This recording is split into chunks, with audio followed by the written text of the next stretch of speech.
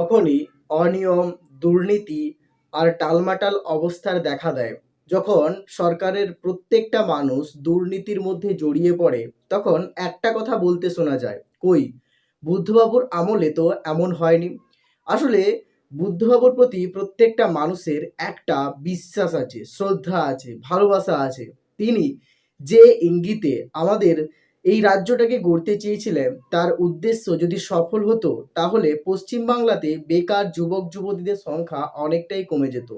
তিনি রাজ্যকে শিল্পের এক নতুন দিশা দেখিয়েছিল, কিন্তু তৎকালীন বিরোধী দল নিজেদেরকে ক্ষমতায় নিয়ে আসার জন্য তার সেই প্রয়াসটাকে ব্যর্থ করে আজকের প্রত্যেকটা যুবক যুবতীদের বেকার করে তুলছে।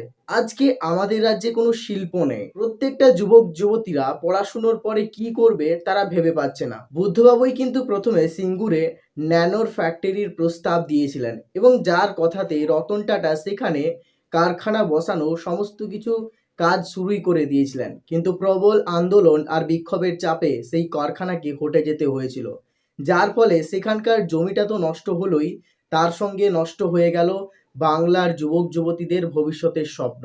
যে কারখানাকে ঘিরে গড়ে উঠত অন্যান্য অনেক অনুসারী শিল্প, যাকে কেন্দ্র করে সাধারণ মানুষের রুজি রুটির একটা উপায় হতো। বুদ্ধবাবুর মতো মানুষেরা প্রায়শই চেয়েছিলেন পশ্চিমবাংলার দরিদ্র নিপীড়িত মানুষকে একটু আর্থিকভাবে সচ্ছল করে তুলতে, এবং যার জন্য তিনি ভেবেছিলেন চাষবাসের পাশাপাশি পশ্চিমবঙ্গে যদি শিল্পটাকে আনা যায়, তাহলে বাংলার যুবক যুবতীরা বেকার হয়তো থাকবে না।